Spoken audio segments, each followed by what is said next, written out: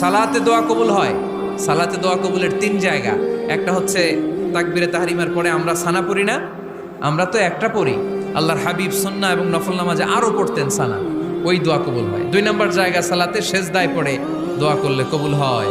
আকরাবু মা ইয়াকুনুল আবদু মির রাব্বিহি ওয়া হুয়া সাজিদ ফাকসিরু ফিহি দুআ। বান্দা যখন সেজদায় লুটিয়ে পড়ে, বান্দা আল্লাহর সবচেয়ে কাছে চলে যায়। কিন্তু বিশ্বনবী বলে, সেজদাটা তোমার রবের কুদরতি পায়ের উপরে পড়েছে। সেজদায় পড়ে দোয়া করেন।